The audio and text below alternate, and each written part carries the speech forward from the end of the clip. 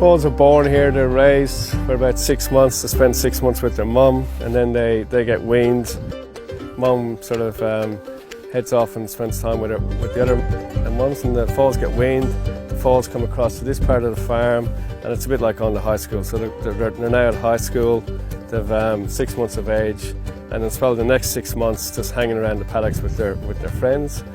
And then, get to December of their yearling year, and that's when we've looked at them. We look at them, put them into groups of yearlings. We work out who we think need to be broken in early, and they're normally the more precocious ones, and their pedigree indicates that they're the ones that are going to race as 2-year-olds, and then that'll happen in January.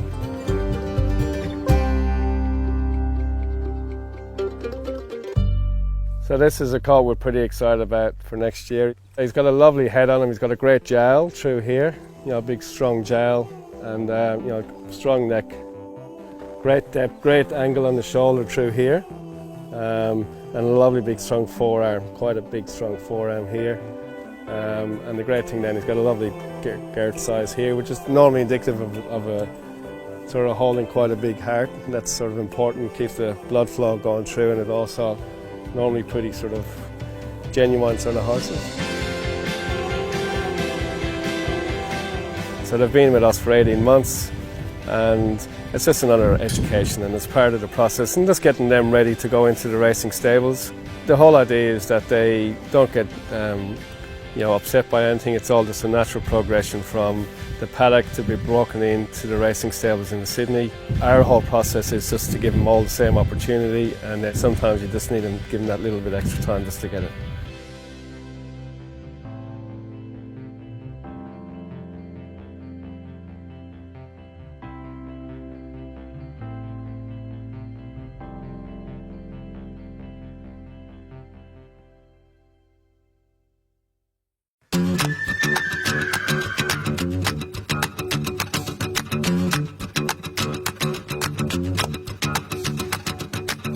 My name's Scott Eales.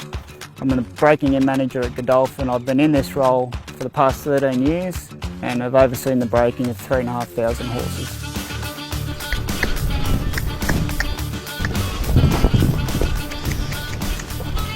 This season we're breaking in about 146 yearlings. So today's day 3. The program for the first week is basically just to get the horses settled into a routine. They'll head to the rolls first thing in the morning, one by one. It's a lot of desensitising, a lot of repetition, accepting the bridle, roller, and then saddle.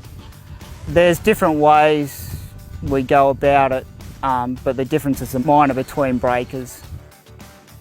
The word breaking is pretty old school. It's not actually breaking anymore. You're not breaking a horse's spirit. The word is actually education. All we're doing is educating. It's just like sending your kids to school. You're not there to break their spirit. You're there to educate them, and that's exactly what we're doing, all in different stages throughout their life. It's all about just remembering they're as different as every human being, and then some take more time, some take less time. So the ones that are more nervous, they'll get that extra day, that extra week, that extra month. It makes absolutely no difference to us, the speed that we get them in. We're up here at Godolphin Kelvinside in the Hunter Valley. This is where all the education of Sheikh Mohammed's Australian racehorses takes place. What we do here at Kelvinside during their education will not only help them during their racing life, but we also try and make it so it has a long-lasting effect, so they have a pleasurable life after racing, whether it be in dressage or show jumping or just as a pleasure horse. This is just desensitising him. Not everybody does it, or people do it in a lot of different ways. I like to do it this way because it's me that controls how much pressure goes on and off, and the idea is if he moves, I'll keep the bag on him, and if he doesn't, when he stops, I'll take it away. So it's just pressure release. So this filly is just got the roller and the side reins on, the mouthing gear. So this is to teach her to how to carry her head when she's running, how to have a bit in her mouth and how to have someone moving the bit in her mouth. So we just start off with them quite loose and gradually make them tighter until they're tight enough as if a rider would be holding the reins on their back. Good girl. With the halter, doing a few little things like this helps them just to be that little bit softer. Yeah, that's why I do that. This is a few things. Reason I do this. One is just also desensitizing. Like, it's a weird thing that's kind of touching its bum, and they commonly don't like it, for starters. And two, you're sort of really pushing their intellect. When they first start doing it, they sort of commonly will struggle.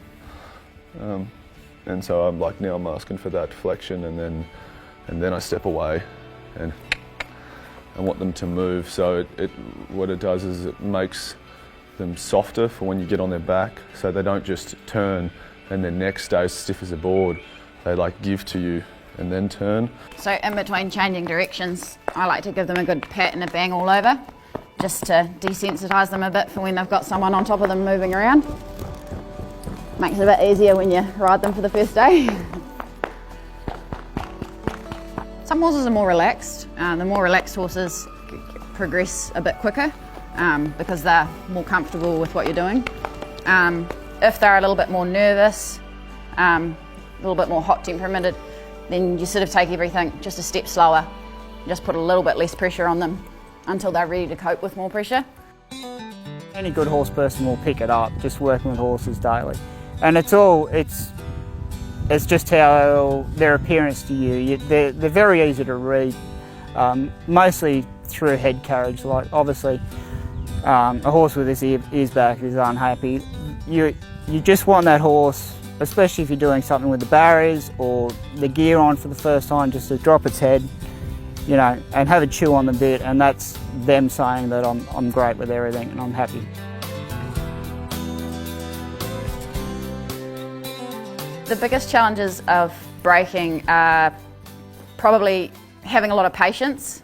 Every now and then you get a horse that's really just pushing your buttons and things aren't going the way you want it to go.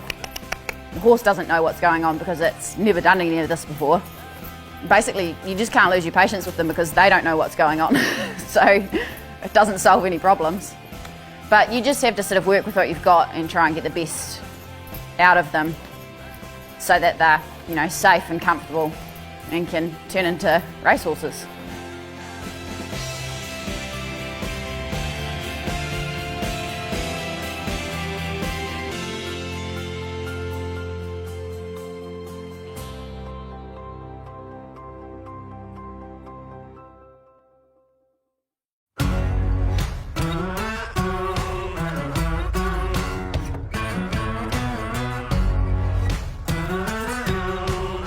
We're on the 8th day of having the horses in now. Everything's been well under saddle for the majority of them for the past 3 days.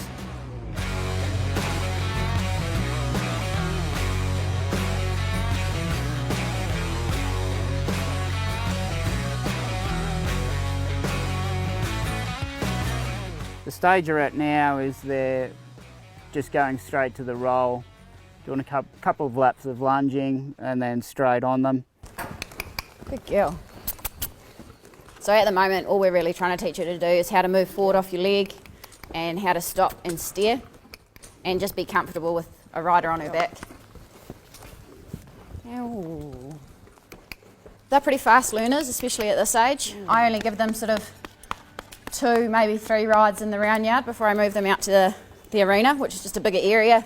They've been stuck in the round yard for over a week, which, as you can imagine, looking at these black walls gets pretty boring pretty quickly.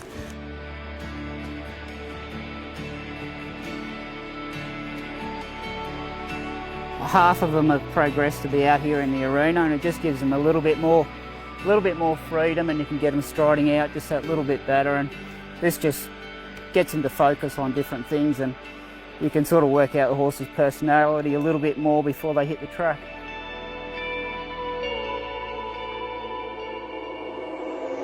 So straight away she's more forward out here, happier to trot out, and she's actually enjoying it too. You can see from her ears they're pricked, She's not scared, her tail's nice and loose and relaxed. So for this stage, she's doing everything really well. And I'll pop her into trot and we'll just keep repeating the things that we've been doing in the round yard in a bigger open area. Good girl.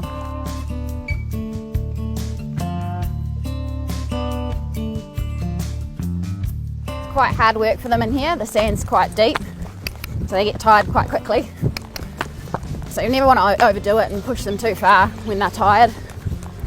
They just don't have the mentality at this age to cope with too much hard work.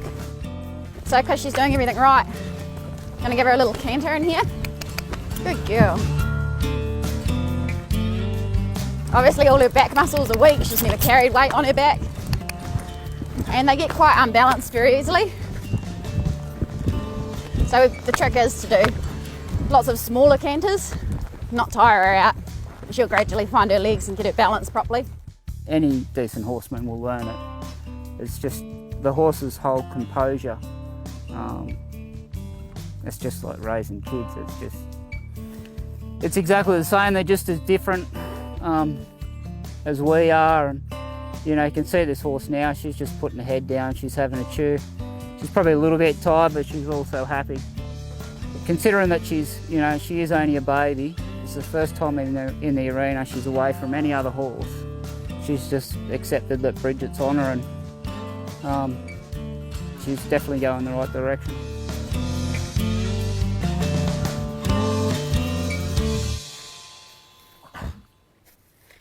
So when I'm rewarding her, right from the very first day that I start working them, they always get told to stand, and then when they stand, they get a really big pat. It's just really calming for them, and they eventually get to learn that that's a good thing. When they're being patted, everything around them stops, it's quiet, nothing's fast or rushing. Good girl. Rightio. So on her way home, I'll take her over and walk her through the practice barriers. So this will be her first time going through with the rider on her back.